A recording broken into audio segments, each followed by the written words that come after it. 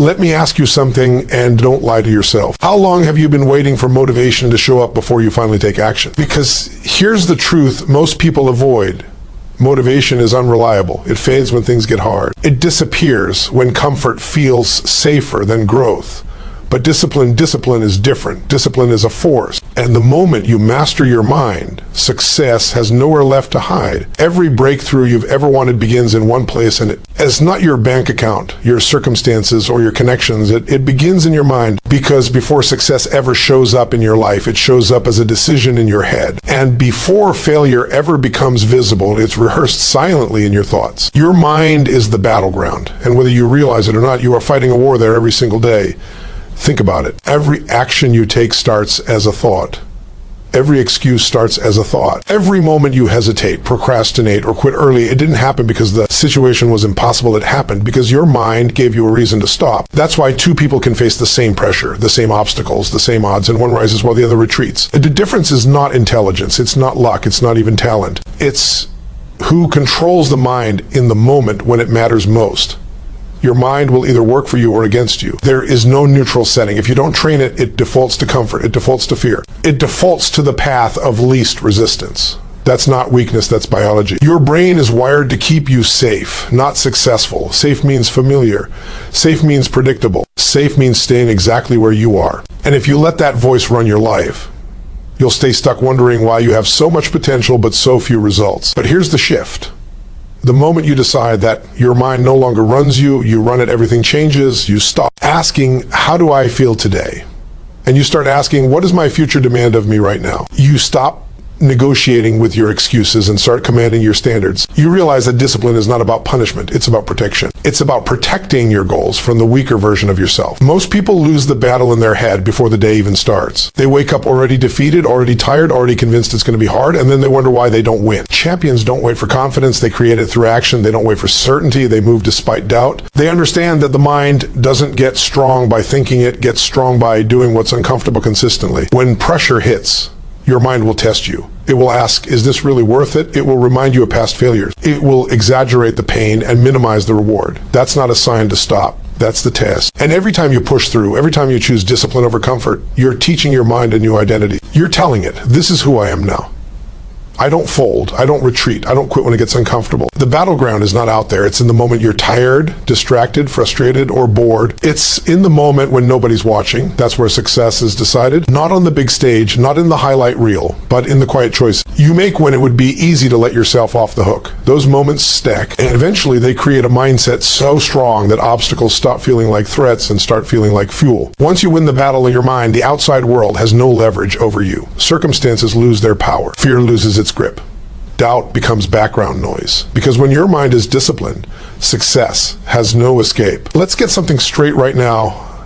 Discipline is not a feeling. If you're waiting to feel ready, motivated, or inspired before you take action, you've already lost the day. Feelings are temporary. They change with your mood, your sleep, the weather, and the opinions of other people. If your life is driven by how you feel, your results will always be inconsistent. But discipline is a decision. And once that decision is made, feelings no longer get a vote. Every single day you wake up and you make a choice consciously or unconsciously. You decide whether you're going to live by your standards or by your excuses. Most people let the day decide for them. They wait to see how they feel. They wait to see how hard it looks. They wait to see if the conditions are perfect. And then they wonder why their goals keep getting postponed. Winners don't wait. They decide in advance who they're going to be, and then they show up as that person no matter what. Here's what most people misunderstand about discipline. They think it's about being hard on yourself. It's not. Discipline is about being honest with yourself. It's about recognizing that the cost of regret is far greater than the cost of effort. Because effort hurts temporarily, but regret has a way of staying with you. When you discipline yourself to act even when you don't feel like it, you're not being cruel, you're being committed to the future you say you want. Think about the moments that shape your life. They're rarely the moments when you felt amazing. They're the moments when you didn't feel like showing up, but you did anyway. When you didn't feel confident, but you took the shot. When you didn't feel ready, but you took responsibility. Those moments don't happen by accident. They happen because you made a decision ahead of time that your goals matter more than your moods. Your mind will try to trick you. It will tell you, just today doesn't matter. It will tell you you can start tomorrow. It will tell you you deserve a break. And sometimes rest is necessary, but quitting disguised as comfort is the real danger. Discipline is knowing the difference. Discipline is choosing what you want most over what you want now. And every time you make that choice, you strengthen a muscle that most people never train. Here's the powerful part. Once discipline becomes your identity, it gets easier. Not because the work gets lighter, but because the resistance disappears. You stop debating with yourself. You stop negotiating with your standards. You don't ask, should I do this? You say, this is who I am. And when discipline becomes who you are, consistency becomes automatic. Look around and you'll notice something. The people who succeed aren't always the most talented or the most confident. They're the most consistent. They made a decision to show up long before the results showed up. They committed when nobody was clapping, when nobody believed, when the outcome was uncertain. That commitment compounds over time. Small disciplined actions stack into massive results, and from the outside it looks like overnight success. And here's the final shift. Discipline gives you freedom. Freedom from excuses, freedom from guilt, freedom from starting over again and again. When you keep the promises you make to yourself, your confidence skyrockets. You trust yourself. You move differently. You speak differently. You carry yourself like someone who knows they can be relied on. So stop waiting to feel like it. Decide. Decide who you are. Decide what you stand for. Decide what your future deserves from you today. Because the moment discipline becomes a daily decision, success stops being a possibility and starts becoming inevitable. Here's the truth that changes everything once you really hear it. You are not your thoughts. You are the one who listens to them. And the moment you understand that, you stop being controlled by your circumstances and start commanding your direction. Most people live on mental autopilot. A thought shows up and they accept it as fact. A doubt appears and they treat it like a warning. But thoughts are just suggestions, and if you don't learn to challenge them, they will quietly run your life. Your mind is constantly talking to you. All day long, it's narrating your experience, interpreting what things mean, predicting what might happen next. And if you don't take control of that voice, it will default to fear, limitation, and past conditioning. It will remind you of what went wrong before. It will focus on what could go wrong again. It will magnify obstacles and minimize your capabilities, not because it's evil, but because it's trying to keep you safe. The problem is safety and growth rarely live in the same place. Training your thoughts doesn't mean eliminating negativity. It means refusing to obey it. When your mind says, I can't, you don't argue emotionally, you respond decisively. You say, that's not helpful, and you redirect. When it says, this is too hard, you don't collapse, you reframe. You remind yourself that hard is not a stop sign, it's a signal that growth is happening. You don't let your circumstances dictate your standards. You let your standards dictate how you respond to your circumstances. Most people wait for their environment to change before they change how they think. That's backwards. You change how you think first, and the environment has no choice but to respond. When pressure hits, that's not the moment to ask, why is this happening to me? That question weakens you. The stronger question is, what does this demand of me? Because that question puts you back in control. It turns problems into assignments and setbacks into training. Your thoughts shape your emotions, and your emotions shape your actions. If you want to change your actions, you must interrupt the thoughts that lead you there. That interruption starts with awareness. Catch yourself in the moment. Hear the excuse forming, notice the hesitation, and then choose deliberately. Discipline your inner dialogue the same way you discipline your habits. Don't let your mind wander into worst-case scenarios. Direct it toward solutions, toward possibility, toward action. There will be moments when your thoughts feel overwhelming. That doesn't mean you're weak, it means you're human. The difference is what you do next. Do you let those thoughts spiral and drag you down, or do you anchor yourself to something stronger? A goal, a commitment, a reason bigger than your comfort.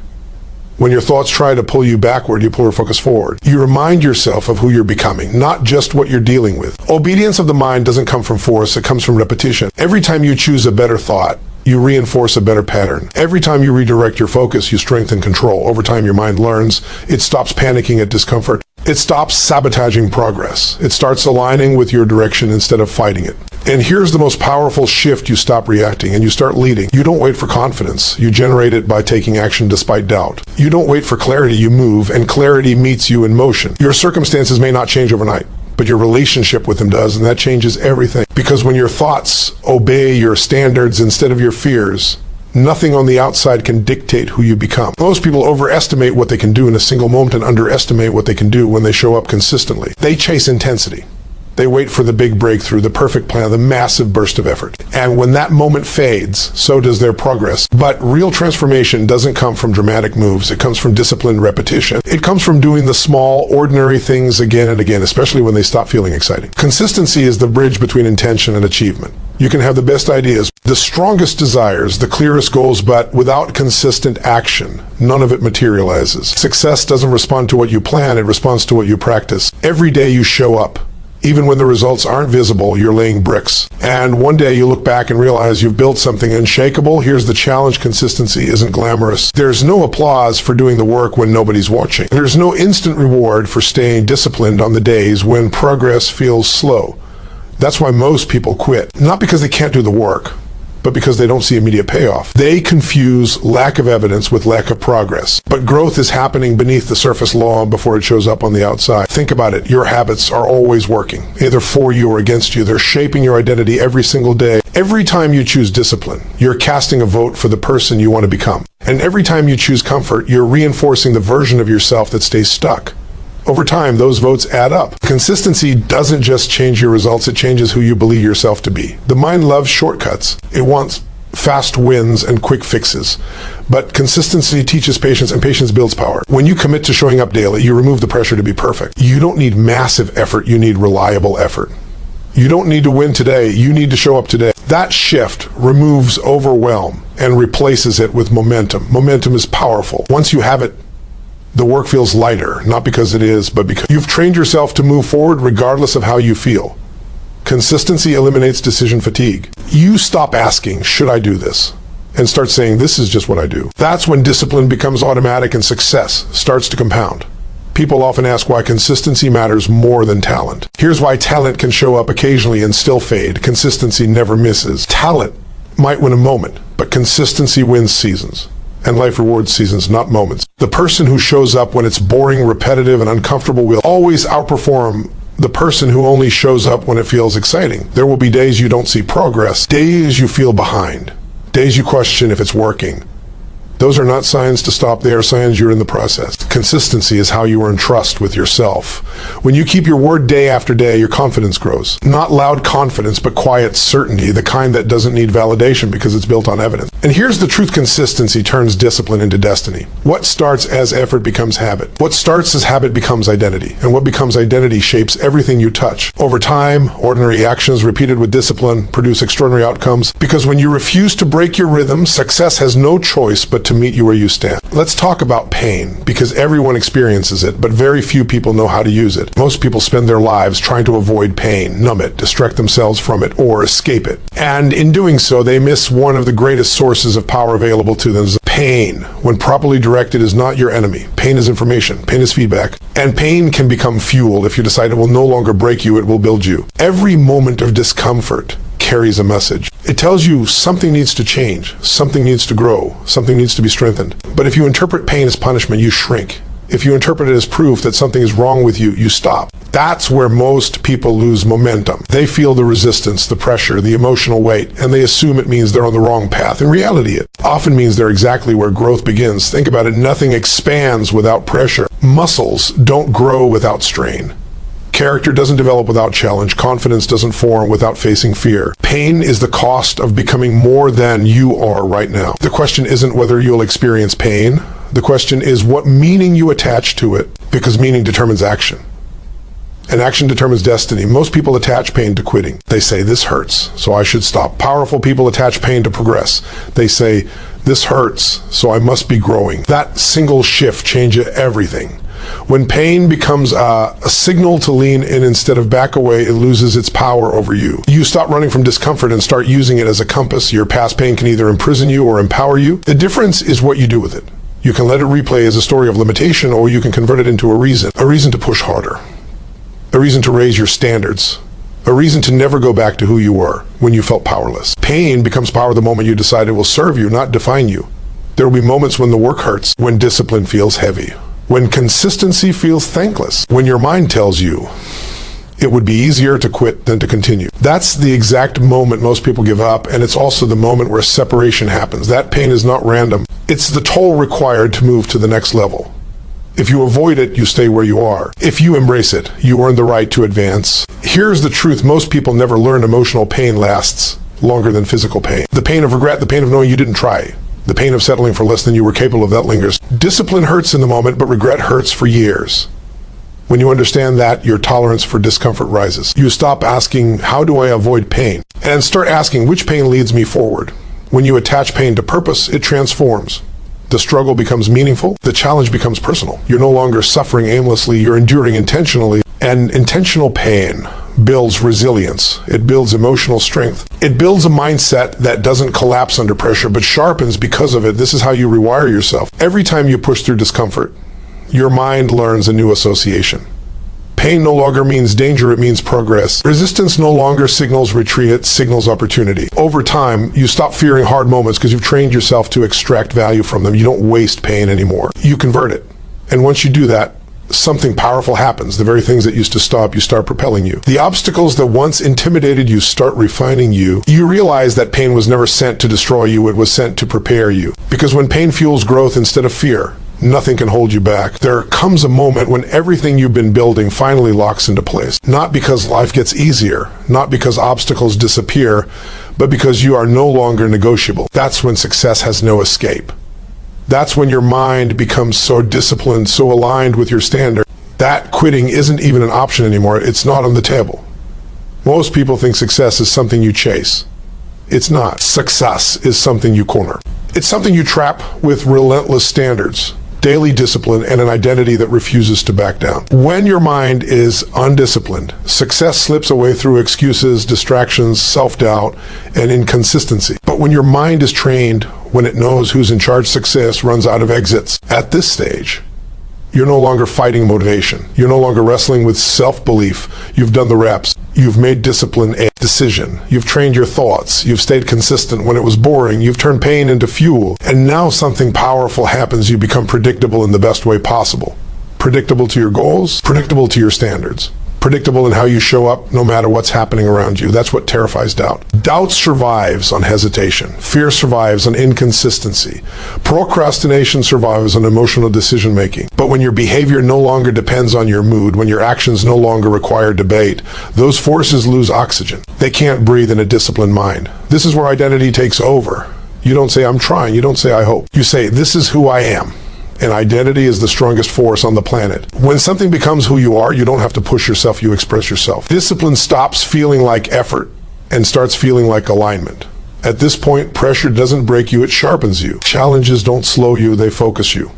Setbacks don't derail you, they refine you. Because your mind no longer asks, can I do this? It asks, how do I move forward from here? That question alone keeps momentum alive when most people would stall. Success becomes inevitable not because you're special, but because you're consistent. Not because you're fearless, but because you act despite fear. Not because you never fail, but because failure no longer changes your direction. You've removed the escape routes, no excuses, no emotional exits, no comfort-based decisions, just forward motion. And here's the quiet truth. This is what confidence really looks like. Not loud, not flashy, but grounded, calm, certain. You trust yourself because you've proven you're dependable. You've shown up too many times to doubt your own follow-through. That self-trust changes how you walk, how you speak, how you decide. Opportunities recognize it. Resistance respects it. People will ask how you stay so driven, so focused, so disciplined. They'll think it's willpower.